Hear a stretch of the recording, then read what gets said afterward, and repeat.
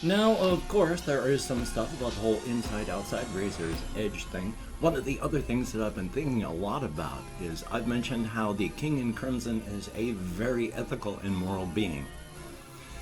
It's not just in personal stuff, there's also business. I've mentioned how when the Crimson Kingdom will enter into contracts with places like, they're going to give a no obligation gift to Apple Rock after the rampage of the kaiju.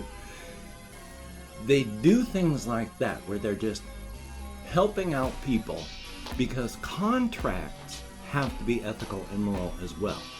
Out here on the outside, if you write up a contract and you slip something into the contract and the person who signed the contract didn't catch it, they're still have to abide by it because they agreed to it, even if you slipped it in and it's a knife between their ribs.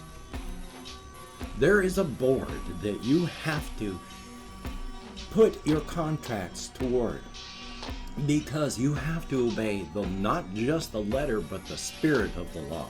And if your contract before any party signs it gives too much advantage to one side, that will be rejected.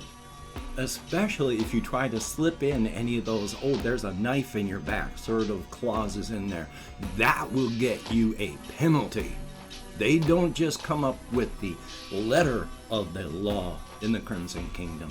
It is the spirit of the law as well.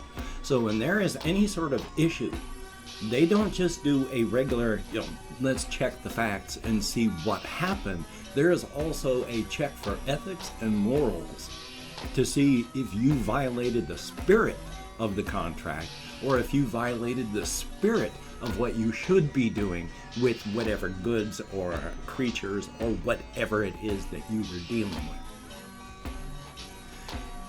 You have to sign an ethics and morals contract with the Crimson Kingdom before you can do business in there.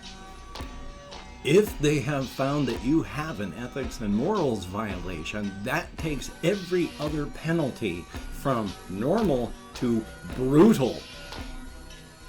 And then they start from brutal there.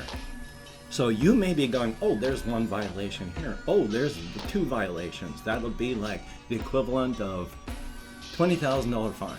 But there was a third violation, but that was a ethics violation.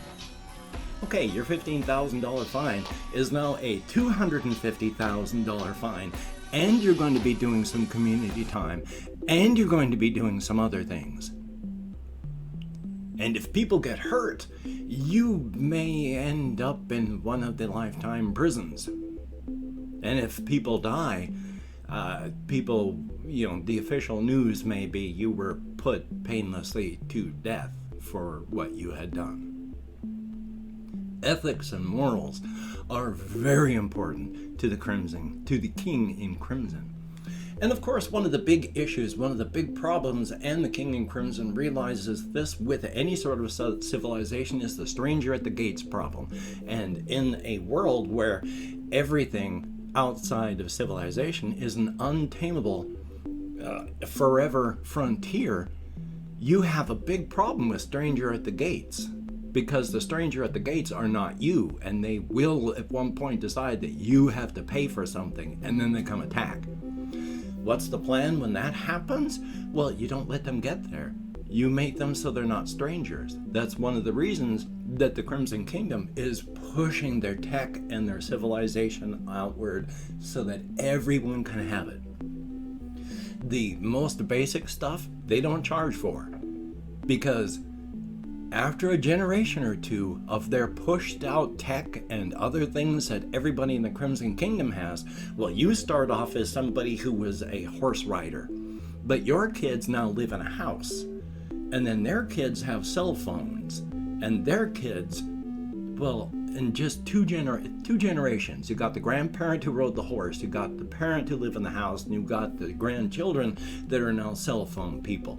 They are your citizens in everything but name. They are not strangers at the gate anymore.